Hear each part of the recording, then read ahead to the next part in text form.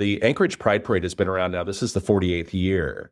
The first parade was in 77. Most of the people in the parade wore bags on their heads because they didn't want to be recognized by their employer or by their neighbors. There's a picture, and it's in the archives at UAA, of people walking down the street, maybe 12 people, holding gay liberation signs, some with bags on their head.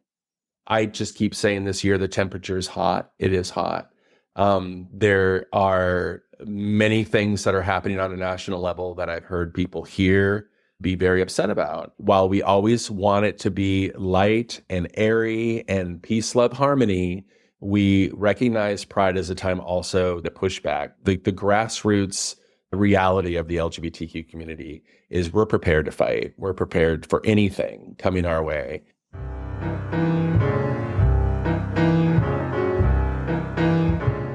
Welcome to the East Anchorage Book Club. I'm your host, Andrew Gray. The purpose of this podcast is to tell the stories of Alaskans of interest and importance. Today, in honor of National LGBTQ Pride Month, our guest is the 2025 chair of the Anchorage Pride Parade, JJ Harrier. After a childhood in Girdwood, JJ traveled around the lower 48 trying to find himself, ultimately ending up homeless on the streets of Portland in his early 30s. His mother got him into rehab in Alaska, and from there his life took a different direction. JJ is the former Vice President of Marketing for the Anchorage Chamber of Commerce, the former Director of Development at the Alaska Addiction Rehabilitation Services at Nugent's Ranch, and is currently the Director of Development at Denali Family Services. JJ Harrier, welcome to the podcast. Hey, thanks for having me. So tell us a little bit about yourself. Well, Andrew, I want to start by saying that we've known each other for 26 years? Yes. And when I met you, we met in LA. You were a teacher. I was. And I was with our mutual friend. I had been roommates with our mutual friend in Anchorage when I worked at Barnes & Noble in 1998. Yeah. And then I moved to LA to teach high school with an emergency teaching credential. That's right. And when I met you, I was in awe because I'm like, I want this lifestyle. I want to live in LA. You know what I mean? You had the cute little neighborhood going on. And I was so tired of Alaska at that point in my life, like how we get in our 20s. It left an impact. I remember that. My regret, though, is we didn't know each other when I lived here the first time because you were living somewhere else. Yeah, I moved around a bunch. There's this boomerang thing that happens to some people in Alaska, and it happened to me. When you're not happy with yourself and where you're at in your life, you start blaming your surroundings. I always blamed Alaska for that. I always blamed my misery on the state. So then I would just kind of float. My mom used to call me the human boomerang because I would leave for 3 or 4 years and then come back because I missed it, right? So it was Eugene, there was Edinburgh, Portland, Florida. I just went where I thought the next place was. Problem was always the place. Yeah, absolutely. As somebody who moved every 2 years for a long time. Yeah, I know what you mean. The problem is wherever I moved to, I was still there. I was still there. There's my problems. It's just good. And I'm grateful for that opportunity, actually, because I just had dinner last night with my nephew and his girlfriend, and they're both in their early 20s, and they're moving to Tennessee, and they're so excited. But they're doing it in this very planned, precise way. Like I never did. You show up and you figure it out. Yes. I grabbed a sack of clothes, and I showed up at people's doors. It's just funny how that's changed, but no regrets. Okay, let's go. So what year were you born? 1972. And you grew up in Girdwood? So my parents moved from Minnesota when I was 1 in a bus with a chimney. My dad wanted to work somewhere in the oil field in Alaska, but he didn't have a plan. Talk about no plans.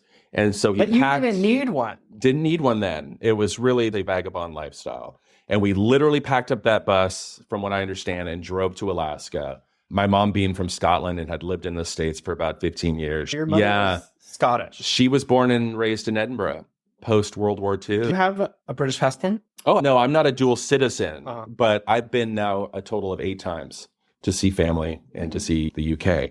She was like, where are we going? She did not want to come up here. But my dad sweet talked her like he was able to do, and we moved to Anchorage. What was Minnesota? So she was married to her first husband, and they had ended up in Minnesota. Scottish husband? No, he was an American soldier, and that's the one that swept her away from the UK to Did she have the kids States. with him? She did. She had 3 kids. So you have 3 older siblings? I do. And then a sister with my father and my mother. Got it. Yeah. So my dad and my mom, they, it's funny how you always think like, at least with parents or just in times before yourself. Like when they came up here, their marriage was not going well. My dad was a heavy drinker. My mom was a heavy drinker. And they needed so when they got here, it was like the perfect storm. There was no jobs. My dad wasn't capable of getting a job. He was drinking all the He time. was drinking all the time. And so my mother would be like, okay, so what's the plan now? She'd try to keep the stability going, but they're still living out of this bus. He would get maintenance jobs here and there. And then it just imploded. And she went to treatment and he left state. And while she left to go to treatment here in Anchorage, actually, funny story, she went to the Studio Club. The Studio Club was the first incarnation of Nugent's Ranch. It was owned by Leonard and Henrietta Nugent, who had started a treatment facility here in Anchorage, right downtown. The Studio Club had like 12 beds, and she got one of them, and my sister and I went to foster care. The older siblings had gone back to live with their father. So you went to foster care when you were very small. And I remember some of that, and that was, those were okay times. I don't really remember what was going on. I was 3 or 4 years old, but she got sober. She got sober and she got out, and she got us out of foster care all on her own, which I give her a lot of props for. That's not easy to do, no matter what decade you're in. And then she met my stepfather, who I call my father. His name's Bill. And we all moved into a small house in Girdwood back in 1976. How did she meet Bill? He was a backpacker from Wisconsin and was kind of out drinking and partying through Anchorage. And he met her that way, but he's not an alcoholic like she was. She'd met him before treatment. Yeah. And he stuck around like he was in love with her. I just feel like a woman with 5 kids. But did she have all 5? She didn't. The other 3 went back to live with their dad. My sister and I went to foster care. And so we all moved into a house. They got married. And thus began my Alaskan memories. Girdwood is where I grew up and was raised. I spent 18 years there before I moved to Anchorage. And that was a great upbringing. Girdwood back in the 70s and 80s was a different place. It was very earthy, hippie. Places were cheap. Everybody worked at the resort. Peace, love, harmony. It was all that, which is funny because the 50th anniversary of the Forest Fair is coming up this year. And I remember the second or third one as a kid. It was just a different time. I don't ski. I've skied maybe twice in my entire life. Growing up, there was a bit of a challenge because you don't have a lot to do. I mean, when you're in elementary school or in high school, there's not a lot to do. Right. And if you don't do sports, then Girdwood's really not a good place to be. I would just go down to the tennis courts and hang out with the skaters because they were having more fun than the other kids that were doing sports.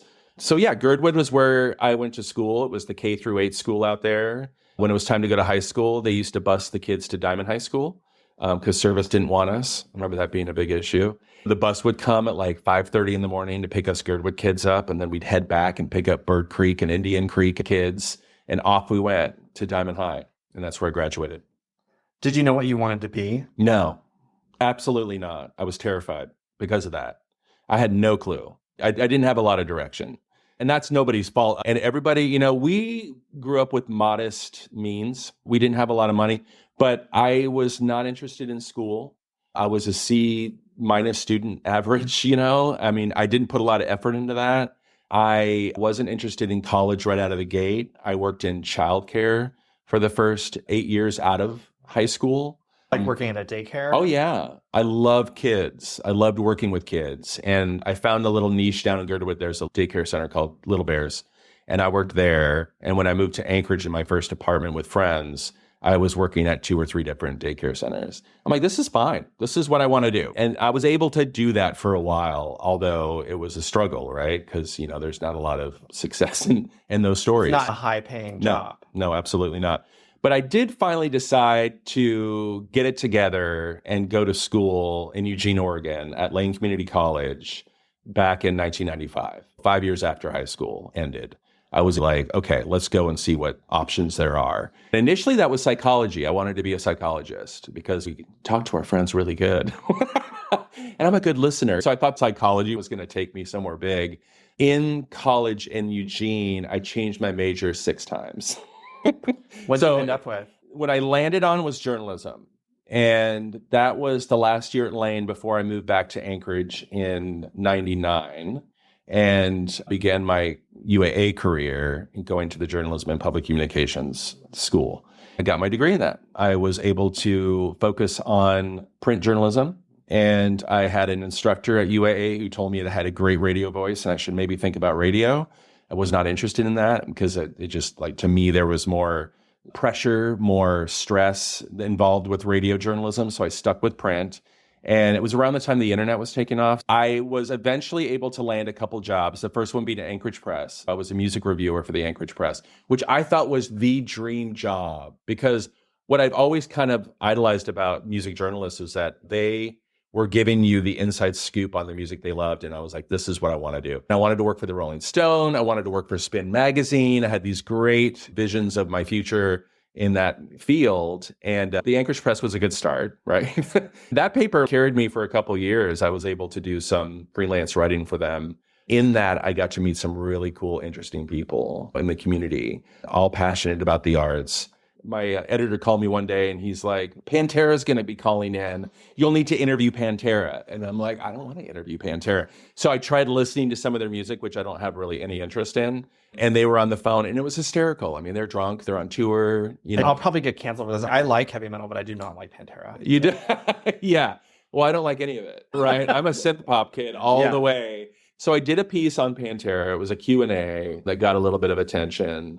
But then I would write reviews. The reviews that I wanted to write, my editor's like, nobody knows what this is. Nobody knows who Erasure is. You know, so you were sort of like picking the stuff that you wanted to review. Oh, I'm like, you don't know him with the new Pet Shop Boys single. Three readers. He's like, I don't know if they're still in right now. Why don't you try? And he would throw me some ideas. It was fun, but again, I knew that print journalism probably wasn't going to hold me.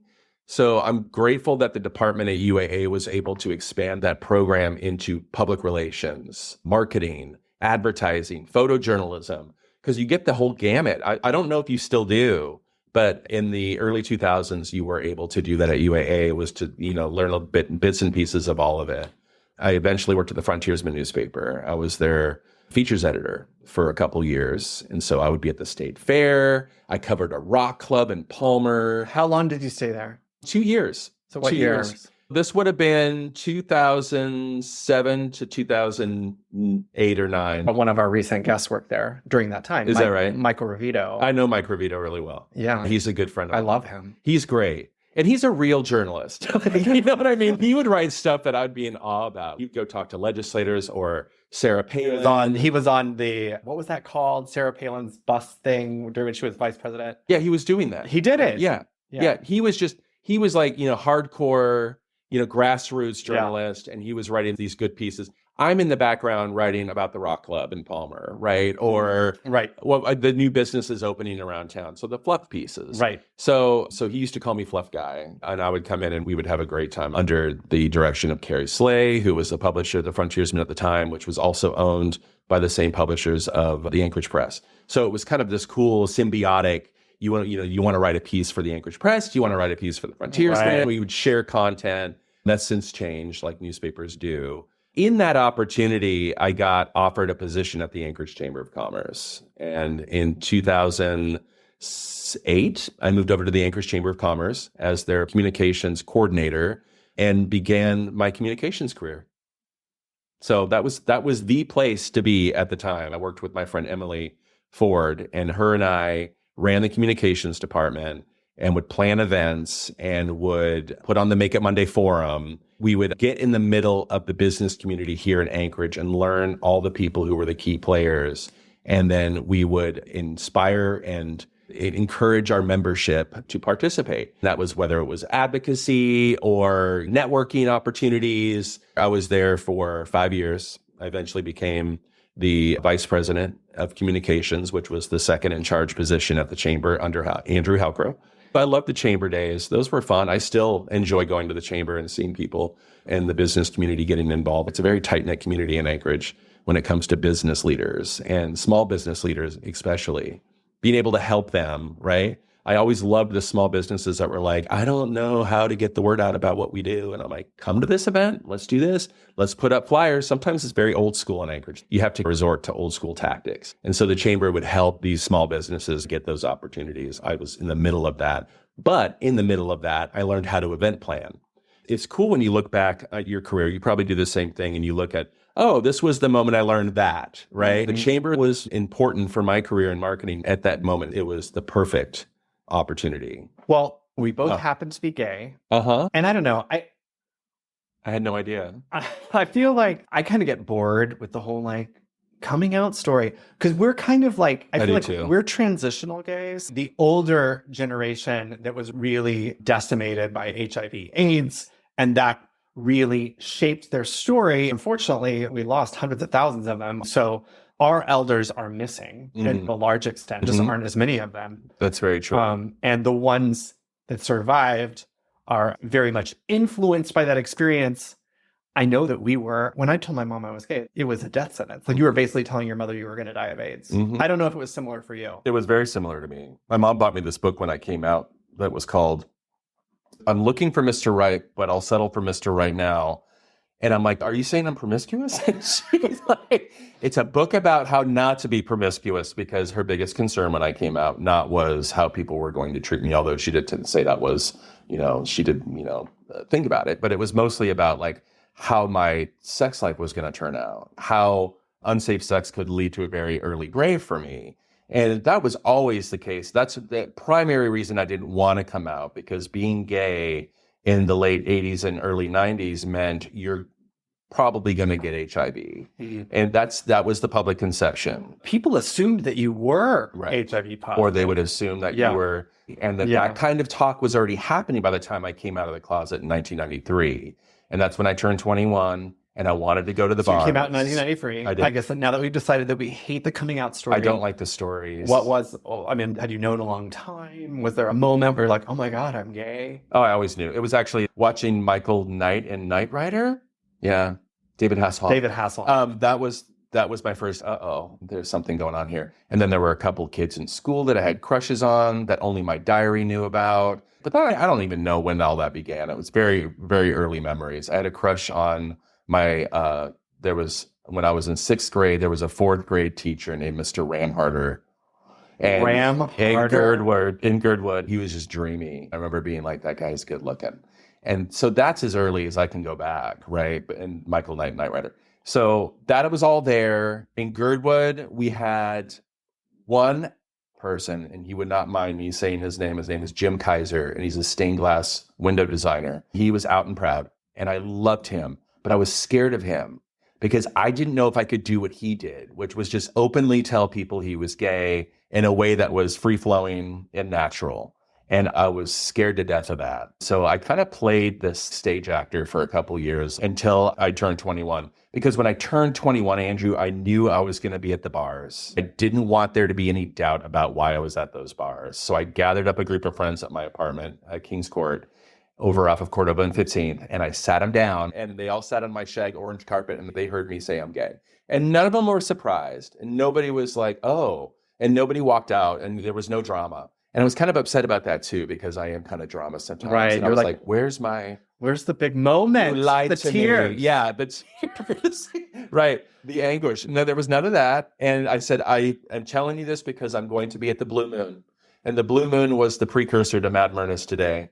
And in 1993, it was a great summer because I remember being absolutely in my own skin in that moment, being out with friends in a place like the Blue Moon where people were being themselves. And like, what a cool thing that is to realize in that very moment that you're like in the right place, that you found your people. And your mom and your siblings. Your mom gave you a book, so she was like... She was so happy. She brought up a moment when I was 12, maybe 11, where I got for Christmas, my mom had switched the stocking signs somehow. And I got my sister's stocking, and inside her stocking was this Barbie with like little sleeves of different clothes and some other girly things. And I thought it was for me. You're so excited. And she's like, wait a minute. And she like switched the tags. You need to get that back to your sister. Oh. Santa messed up. And I'm all, girl, I'm giving this back. It's mine. And my sister got some other, whatever she got. And there's a picture of that. That photo is hysterical, and I can share it with you. But it's because my face is very disappointed that I had to give it back. She brings that up as the moment that she knew. And plus, how moms do. They just always pick up on little nuances. Our relationship was way better afterwards because I felt like I fought with my mom way too much before I came out. When I came out, it started to ease a lot of that tension. We had a great relationship. She passed away 10 years ago this year, and I'm married now to my husband, Josh. And she told my husband, Josh, like 2 or 3 weeks before she passed, she goes, you know what? I used to worry a lot about JJ, but now that you're around, I'm not going to worry at all. And so she was, very satisfied with him and being in my life and being that partner that she always wanted me to have. She's very traditional that way. I didn't realize that you and Josh had been together that long. We've been together now for 11 years. I think it's really important that he got to meet your mom and your mom was able to give a blessing. But also, I feel like that's kind of a burden in a way. Well, luckily for me, Josh has a strong sense of family and doesn't come from the same stock that I do of doubting, that there's good in family units. So he immediately gelled with my mom, my sisters, my stepdad. He became a part of very quickly. And I was going to ask, so back to the whole coming out thing, your siblings, your stepdad, everyone else was supportive? They were great. No big deal. Great. But I wanted the runaway story. I wanted to be kicked out of the house. No, I didn't. I say that in a funny way, but I've had friends who went through that. We had this friend named Sammy who in high school, so this would have been 1986, told his parents they kicked him out. He moved to Seattle, became a street kid, but he just lived his life. And I was like, I want that, but no, part of that was terrible, what he had to go through, the drugs and the sex work and all that. And I found that out later, but I'm like, oh, I thought you were just being fabulous on the streets. So I'm very grateful that I didn't have that. I didn't have any rejection on the family or really from anybody. It wasn't until I started getting involved with Pride that happened. When did you start getting involved with Pride? That happened in 2013 when I was working at the chamber. I got asked by a friend if I'd be interested in helping set up booths at the festival. And at the time in 2013, the festival was a small gathering on the Delaney Park Strip that Identity put on of maybe 10 booths. And there was a small stage and a small parade. And they had been doing this for years. I was like, you know what? I think I do. I think I'm ready for that. So we went, helped set up, and we put up tents. I remember the chair of Pride that year, Anne-Marie Moylan, and she's still in Anchorage. She's like, if you want to do more, then join our committee. And so that next year, I officially joined the committee. Anne-Marie and I worked on that festival. Yeah. And was that your first time sort of like doing like gay advocacy? Yes, because at that point, I had gotten sober. I was done with the party scene. I was done exploring the gay lifestyle that I thought was the only one. And I'm like, oh, maybe there's more. And so this was really my amends to the gay community because it was me stepping out in a different role, being of service and helping put on events that benefited the community. Anne-Marie really got me into that. She was the advocate for that. The other person who was an advocate for me was Felix Riviera. He became Pride Chair a year or two after Anne-Marie and showed me how to put on a valuable event that spoke to everybody, that was all inclusive, right? Mm-hmm. He kind of took it to the next level and he was great at marketing and getting the word out. So I learned a lot from Felix. And then that's when I started sliding into Identity as full-time committee member and then eventually a board member with Identity. So by 2017, I was stepping in the role as co-chair of Anchorage Pride Fest. And at the time, most of the Pride events in Anchorage were underneath the Identity umbrella. Identity planned them all. And there were a couple of events here and there that weren't coordinated by Identity, but that we would advertise as part of the collective for Anchorage. And so things really started to take off because, the Anchorage Pride Parade has been around now. This is the 48th year. The first parade was in 77. So 7 years after Washington, D.C., Anchorage gets its first parade. Most of the people in the parade wore bags on their heads because they didn't want to be recognized by their employer or by their neighbors. There's a picture, and it's in the archives at UAA, of people walking down the street, maybe 12 people, holding gay liberation signs, some with bags on their head. That was the first parade, and that's how Identity actually began in Anchorage. Out of that parade came a group of people that started the Identity Community Center here in Anchorage, the first LGBT community center in the state. It was right across the street from Mad Myrna's. There was a little tiny house where they met once a month. And it slowly grew. Their building moved over off of Fifth Avenue, where it was for a long time. When I came out in 93, I remember going into the Identity Community Center to get condoms, to get information, to talk to counselors, to see what events were around town. It was this small little collective of people working together to get the information out. So here we are, Identity's grown. We're doing the Pride stuff. We're moving pretty quickly through these events. More events are being added on. By 2018, in 19, the parade and the festival and the drag shows in town were record attendance were huge, were ginormous. Sponsors left and right. They counted 100 vendors at the park strip. There was it used up the entire park strip of downtown Anchorage. And so the event had grown, and with that came a lot of criticism around Pride. I mean, the criticism was, is Pride really all-inclusive? Are we leaving sectors of our rainbow queer umbrella out? And so we had some difficult conversations, and especially during COVID, where we kind of passed batons off to people who we felt were ready to take the events to the next level. Those people made some poor decisions, left some group members out, weren't inclusive of the trans community, and weren't listening to BIPOC members. And so a lot of criticism started coming towards identity at that time because of that, which forced kind of Pride to shut down a little bit, so that it can be reassessed. And that was probably the best thing that could have happened at that time, because the world had changed, right?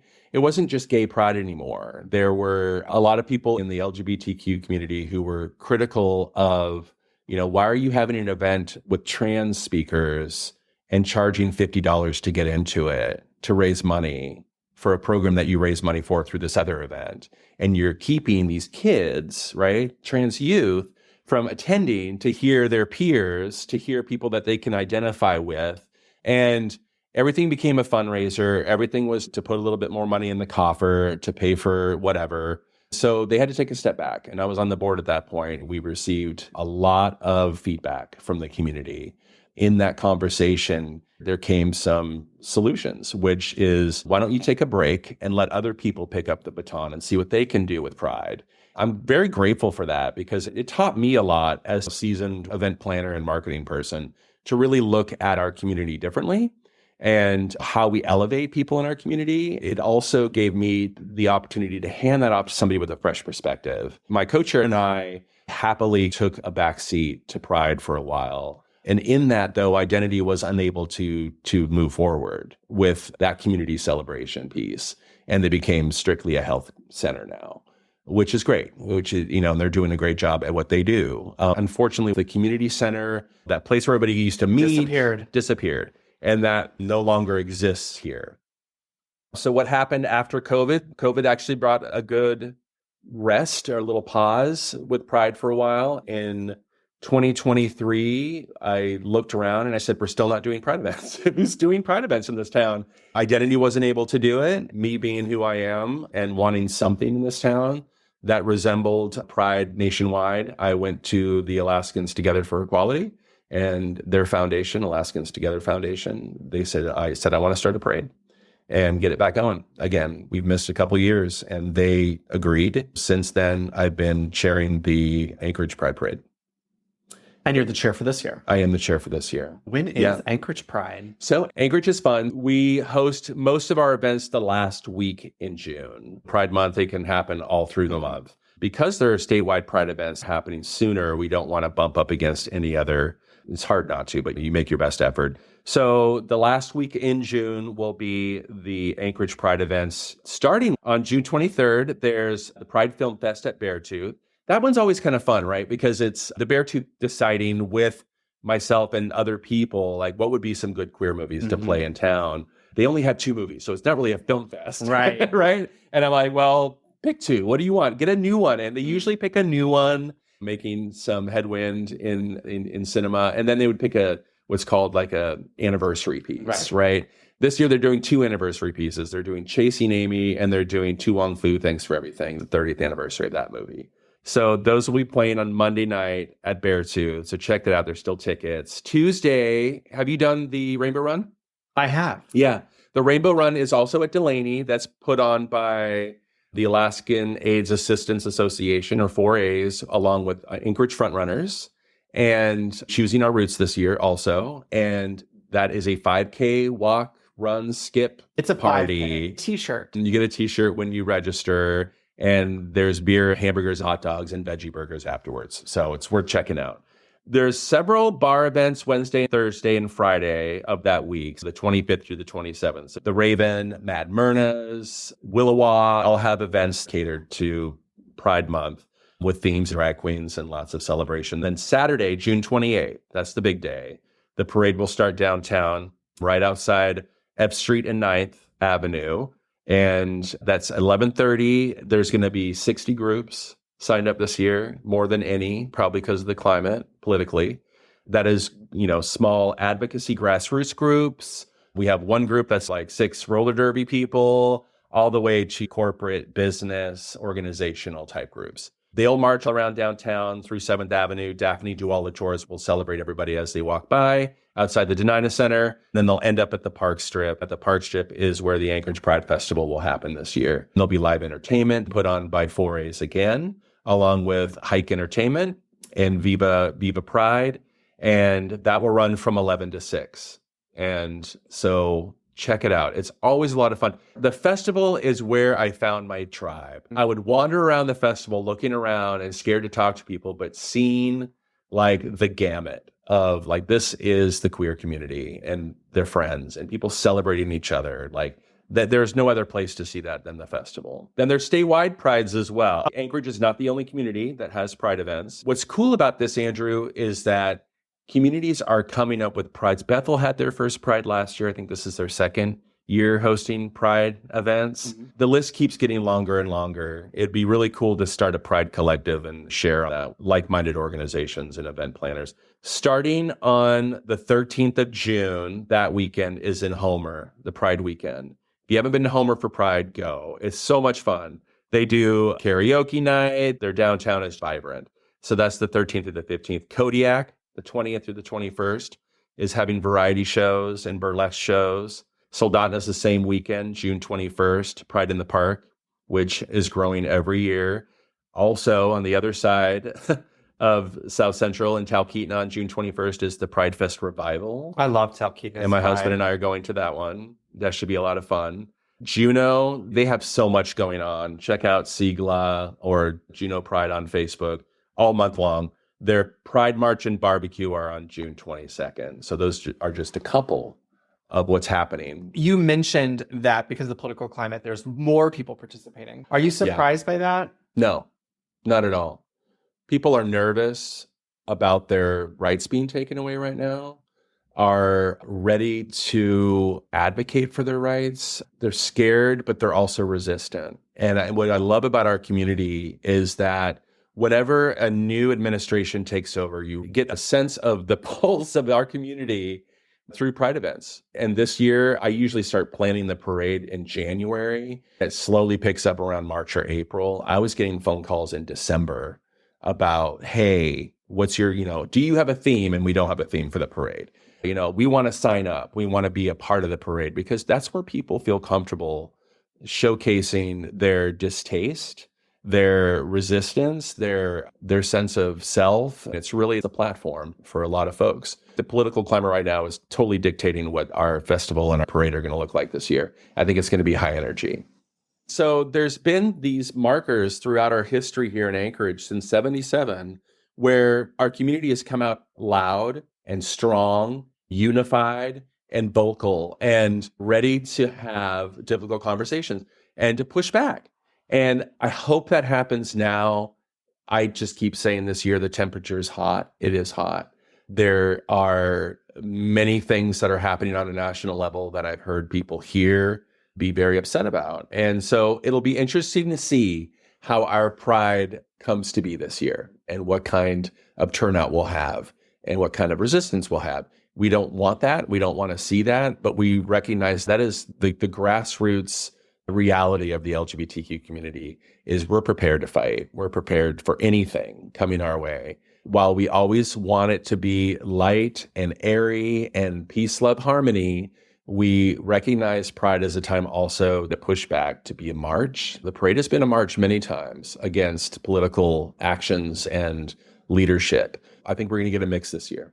I assume that you getting sober affected your career and sort of led to your work at Nugent's Ranch, where your mother had gotten sober. Correct. Yeah, I ended up working there. So ended up going there. Can we talk about that? Absolutely. Yeah. I moved back to Alaska in 2006, needing to get sober. I was a daily drunk. At that point, I was in Orlando and had moved to Portland, but ended up being homeless in Portland at 32 years old. sleeping on couches and showing up at friends' houses uninvited and no direction. I was a daily drunk. And my mom had paid for me to come back to Alaska to go to treatment. I checked into Nugent's ranch, which is Alaska Addiction Rehabilitation Services. How did you end up homeless? I was not able to put my life together and pay rent. You weren't able to show up at a job. At a job, I had gotten fired from a great job down there. I was absolutely dedicated to drinking to the point where I was losing everything. Were you telling yourself that it was fun and that it was fine? At that point, no, because I think what happens to a lot of alcoholics like myself is when the party ends, you just want to drink to forget about the problems you're creating. I had created so much at that point in Orlando where my family wasn't talking to me. I'd lost my job. My friends don't trust me anymore. I'm scraping together pennies to buy booze. And I'm so sick of that and who I'd become that I just want to drink that away. The party was over a long time ago. There was no fun to be had. It was maintenance drinking. And so when I moved back to Alaska, my mom says, that's it, you're going into treatment. And I fully agreed. And I checked into Nugent's Ranch, which was a 9 or 10 month treatment program in the Mat-Su Valley off the Palmer-Wasilla Highway back then. It was the best thing I ever did. I took a time out. And in that time out, I learned about recovery. Did you have any pause about going out to the Mat-Su as a Absolutely, 100%. And because you bring up a good point, and I want to touch on it. At that point in my life, in my early 30s, I was only used to living in gay communities, around gay people, around gay bars, really picking and choosing who my circle was. I didn't have that chance at the treatment center. In the treatment center, my roommate was a Mormon guy from Fairbanks who played religious music on the radio every morning. He had a big poster of Jesus on the wall. And I'm not a religious person, but at that point, in rehab? And he was in rehab. And I hated him and he hated me. We both marched to our same counselor and complained about each other every day. And my counselor says, you guys need to quit it and just get along, or else this isn't going to work for either of you. And so we both were committed to our recovery to make it work. And in that time, when we dropped our differences and looked at our similarities, I saw this person who today is still a friend of mine as an amazing individual who just happened to be different than me. That was the seed that was planted in my early 30s as a gay man, alcoholic, was that I can get along and identify and relate to other people. They don't have to be the same, which is such a silly thing to say now. But it was so ingrained at that point. I think that's what happens to a lot of gay people is they surround themselves so exclusively with their own people that they forget to talk to the other members of the community because of their differences. I learned that to be a detriment for myself. So yeah, the Valley was where the dudes were, and I was around a bunch of dudes. I had to learn to get along, play volleyball, eat in the chow hall together. In that, I made some really good friends, still do today, which is cool. And that led you to working there? I did, yeah. So fast forward from that time in 2006 to 2022, I got an offer to work at the new Nugent's Ranch, or Alaska Addiction Rehabilitation Services, up Point McKenzie, as their marketing and development director. And I said, absolutely. And I went up there and I got to see treatment from the other side. And that's a long commute. It was a long commute. I did 140 miles a day, 70 both ways. My poor Subaru went through it. So I did that for 3 years. And then now I'm at Denali Family Services. What does Denali Family Services do? Denali Family Services, we help youth and their families get behavioral health services, from therapeutic foster care to clinical to case management.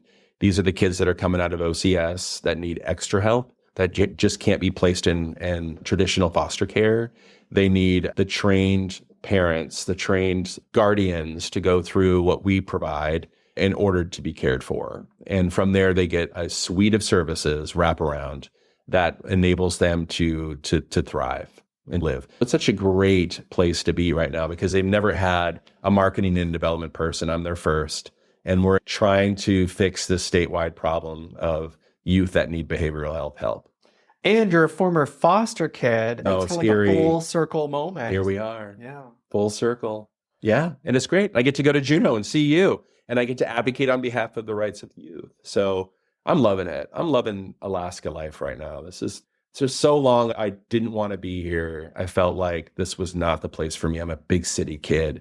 What a cool thing to finally get at our age, right? Like, this is where I need to be. Yeah.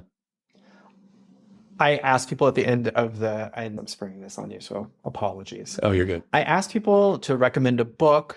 The book that I just recently picked up again because he was in town was Me Talk Pretty One Day. Yeah. David Sedaris. Amazing book. I love satirical from the perspective of yourself and how you view and opinionize people. David Sedaris does it so well. And that was, he had first moved to France with his husband. Yeah. Pick that one up. It's such a great read because we all have observations on the human race. I think David Sedaris has a unique one that I just completely fall in love with every time I read it. Hey, it's so appropriate for Pride Month. It's good job. Absolutely. AJ. Yeah, well, there we go. That's my pick. Well, thank you so much for being on the show today. Thanks for having me. Thank you, listeners. If you like what you heard, please subscribe, rate, and review us. To contact me, email rep.andrew.gray@akleg.gov or call 907-465-4940.